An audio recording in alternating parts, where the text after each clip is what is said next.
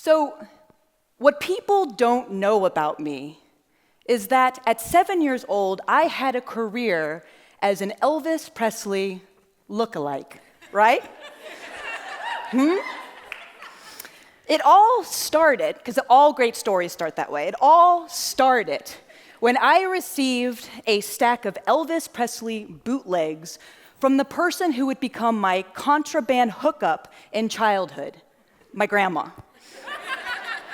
And from there, I was hooked on the king. I remember practicing in the mirror, raising my upper lip and saying, "Thank you very much."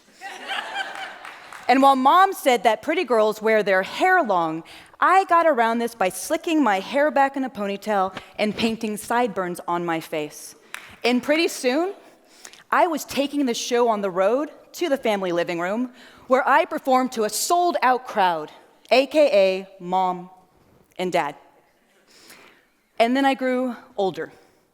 And you see, a 6-year-old Elvis impersonator is cute, right? And I was kind of adorable.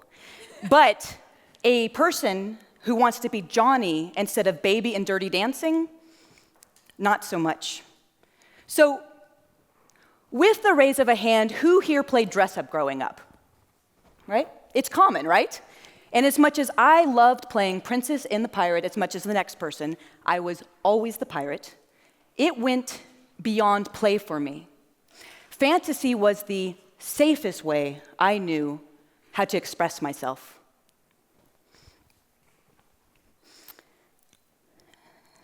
So, in high school, I found out how much more Elvis and I had in common. In addition to Southern charm and ruggedly good looks, I learned that I, too, wanted to serenade girls. Take my hand, take my whole life too, but I can't help falling in love with you. Thank you very much. But then the music stopped. One afternoon, I walked into the family living room to find my parents waiting for me in the dark. They were there to ask me one question: "Are you gay?" I still wonder to this day, why didn't they turn on one lamp?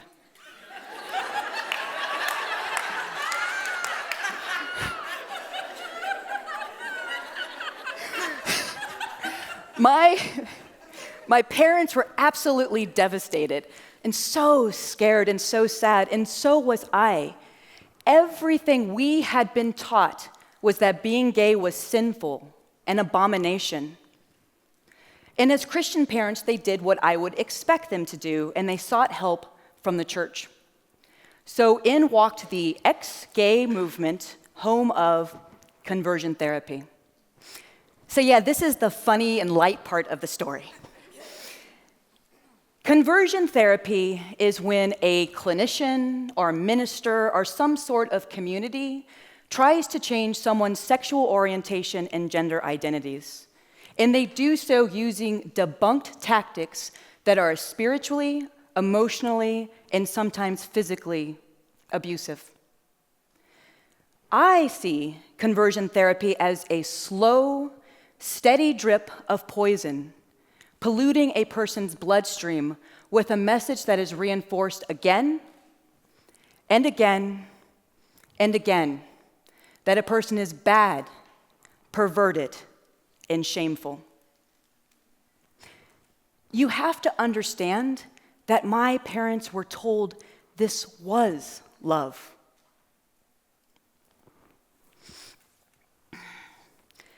So, I consider this next time in my life the dark Elvis years. There were some uppers, some downers, and slurring gospel music drunk. When my community rejected me, it felt as if my whole life had been taken from me. Contrary to what people said, I never stopped believing in God. I just couldn't handle the pain in the name of God. And on the outside, you would have thought I was a very proud gay person. You know, the person who wears rainbows, has a Melissa Etheridge poster on their childhood bedroom wall, and knows every single Indigo Girls song by heart. So gay. But on the inside, I was tortured with the belief that who I am is unworthy of God's love. A belief that was poison rapidly traveling to my heart. This story is my story, and the story of 700,000 people who have undergone conversion therapy. A 2018 Williams Institute report shares that half of those who undergo this process are minors, youth. Let me make this a little bit more concrete for you. 2 years ago, I attended an LGBT conference where I watched a petite, vulnerable 16-year-old share that they had a plan to end their life. Now, I would love to say that this is a rare story, but according to the Born Perfect campaign to end conversion therapy, when LGBT youth experience high levels of family rejection, they are more than 8 times more likely to attempt suicide. And trans and gender nonconforming folks, even worse. So, the turning point in my life happened in a small white room in the back of a church, while 3 ministers aggressively and abusively tried to make me straight. Something snapped in me that day. What they were saying and doing just did not add up, and I knew in my soul that it never would. And it was in this moment when my body slowly started to reject the poison. Leaving the church that day, I was shattered. I would spend the next decade struggling with my family, despair, substance abuse, in the extraordinary grief of losing my primary community, the church. I thought in that moment that I knew exactly how my life would end. But luckily, life has a way of making us do a double take.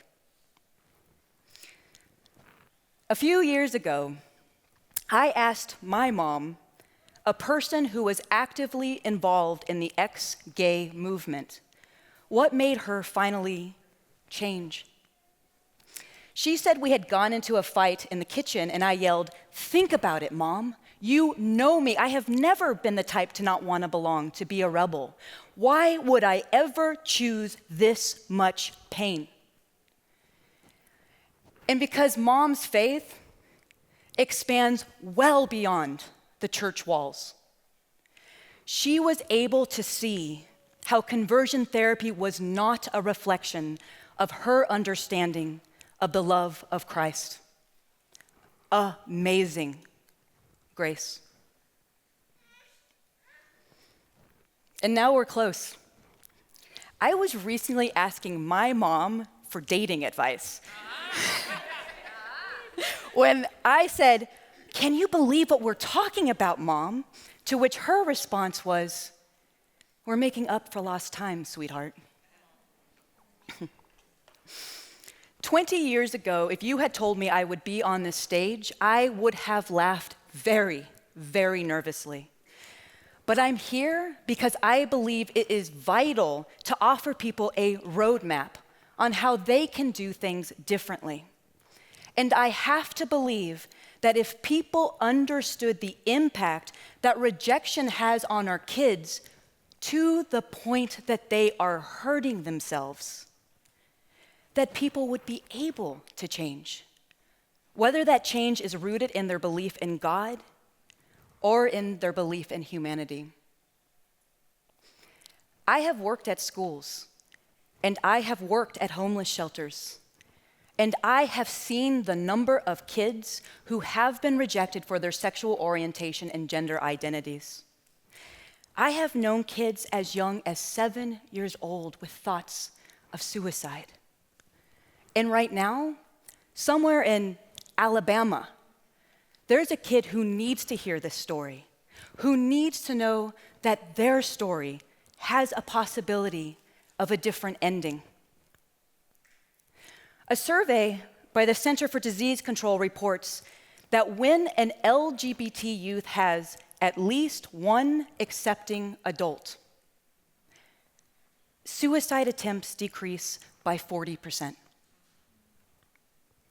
So my question for you today is, who in your life needs an accepting adult right now? Now, I realize rejection is not a unique experience. Every single person here has reached breaking points, moments when they thought the love that they had was unconditional can have conditions. And I'm sorry for your pain too. And if you are the person who needs acceptance right now, please know there are people who will love you. You are not a mistake. So I made the last-minute decision to call my parents at about 5:30 in the morning this week and ask them to fly out for this. And the thing is, when I called, they answered. So they don't know I'm going to do this, but I would like your help to welcome my mom and my dad to the stage.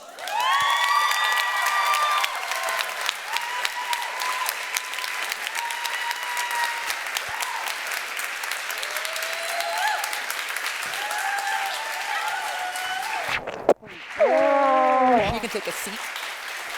No, Mom, you can sit over here. Yeah.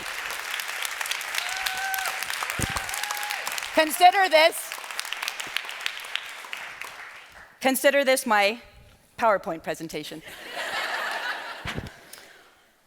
In addition to the fact that they are here tonight, what makes my parents great is understanding how far they have come.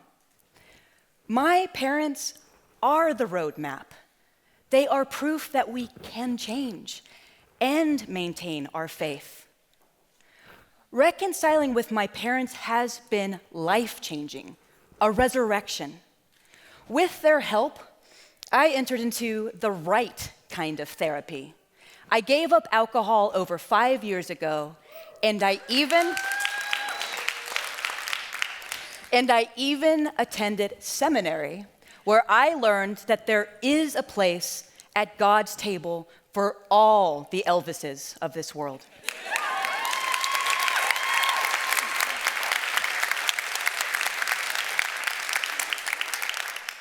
Standing here, I can't help but think of my younger self. Slicked back hair, sideburns drawn, in the family living room. I knew at 7 years old who I was, but it would take me decades to get back to this place. I know firsthand the importance of unconditional acceptance. Never look at Mom during that.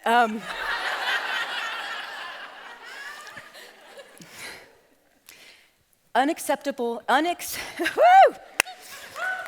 Thank you.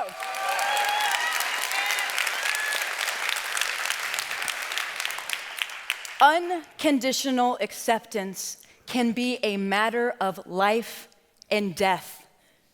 I know this to be true because my own life was saved when my parents sang to me, "For my darling, I love you, and I always will."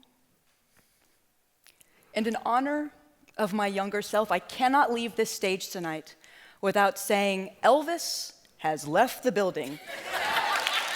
Thank you very much.